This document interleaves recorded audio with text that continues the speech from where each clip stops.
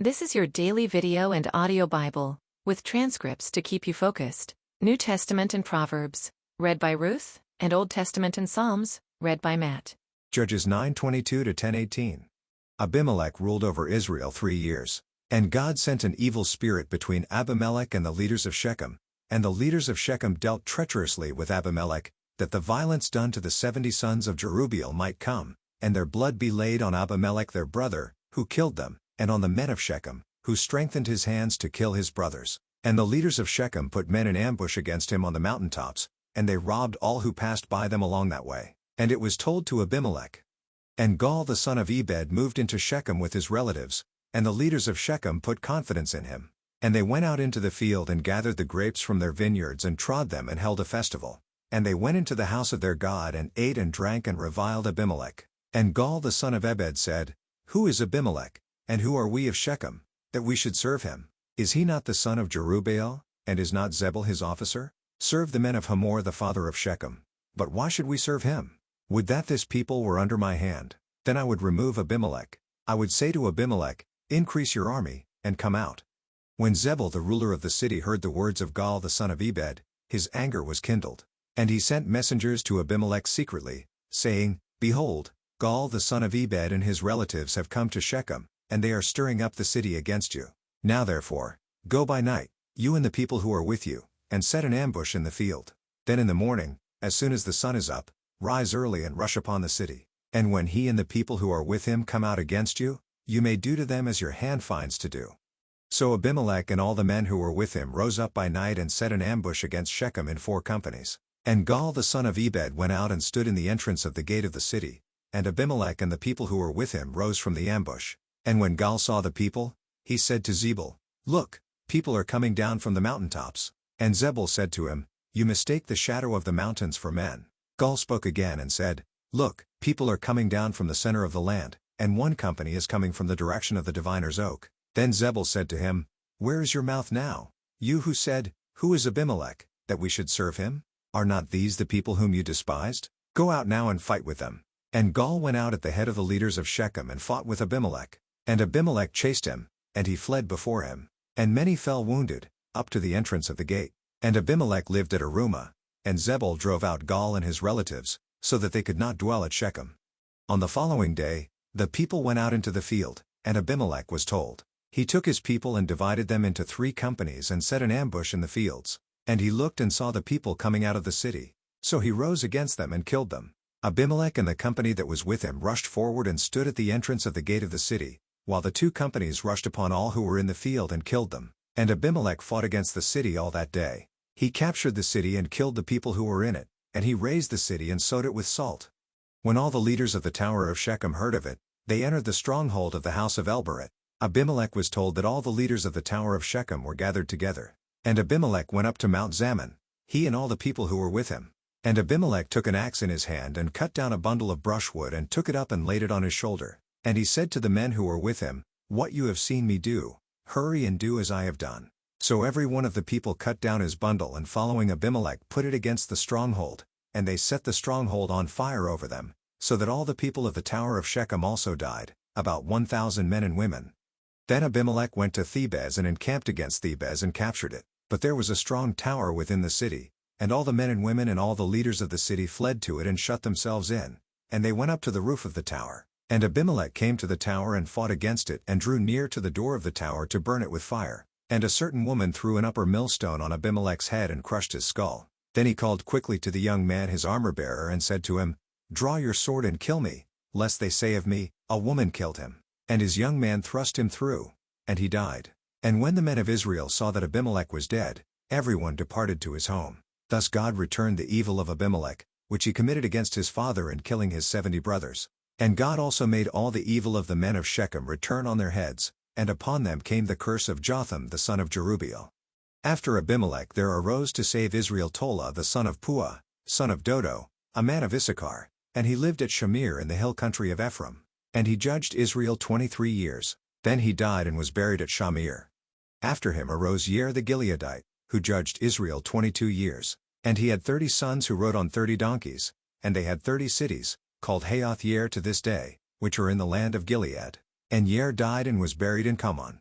The people of Israel again did what was evil in the sight of the Lord and served the Baals and the Ashtaroth, the gods of Syria, the gods of Sidon, the gods of Moab, the gods of the Ammonites, and the gods of the Philistines. And they forsook the Lord and did not serve him. So the anger of the Lord was kindled against Israel, and he sold them into the hand of the Philistines and into the hand of the Ammonites, and they crushed and oppressed the people of Israel that year. For 18 years they oppressed all the people of Israel who were beyond the Jordan in the land of the Amorites, which is in Gilead.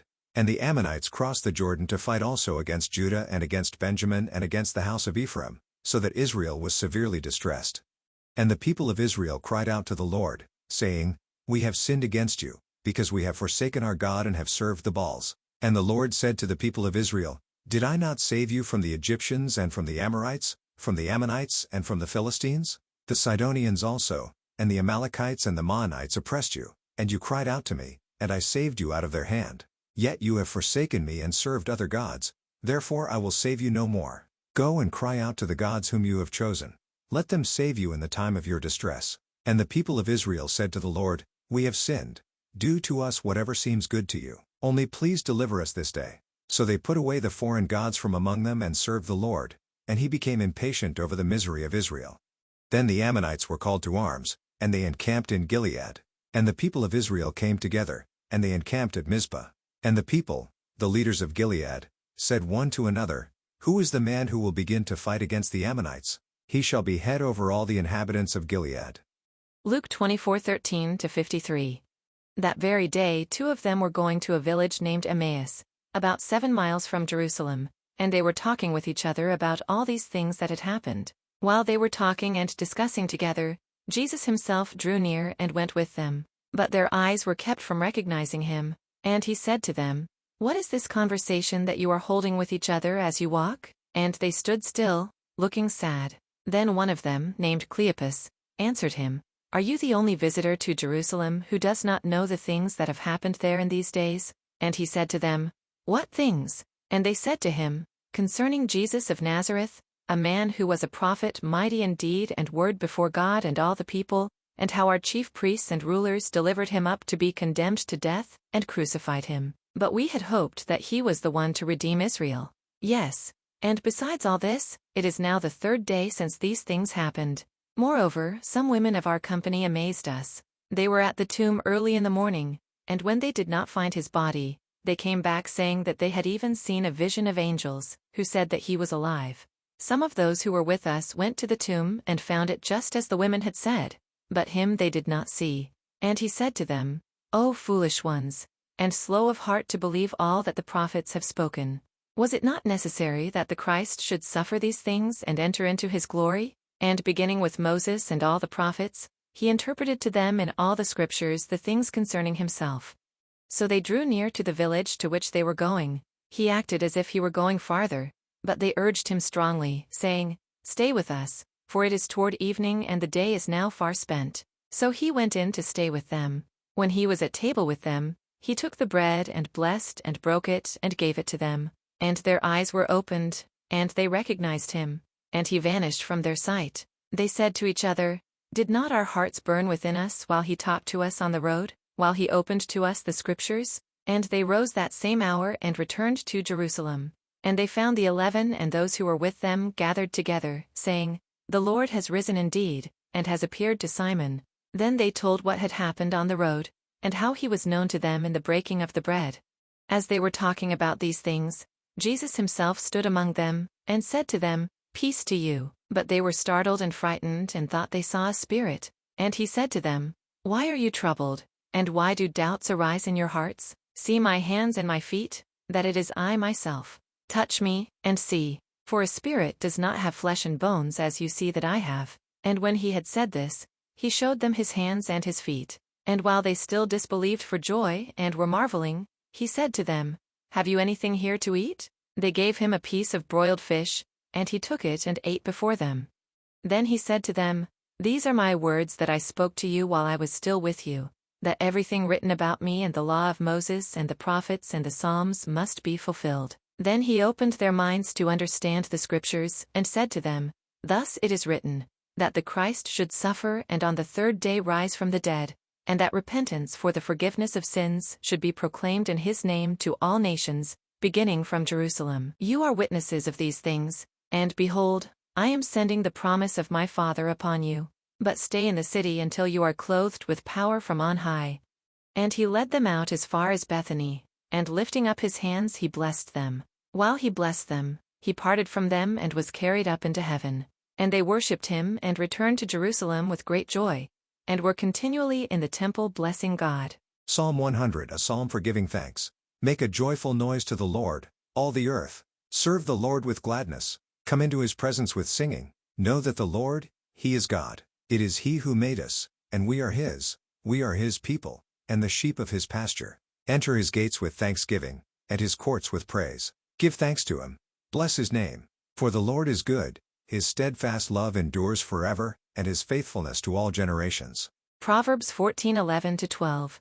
The house of the wicked will be destroyed, but the tent of the upright will flourish. There is a way that seems right to a man, but its end is the way to death. Thank you for joining with us. To be part of the community and have your prayers answered, please check the link in the description below.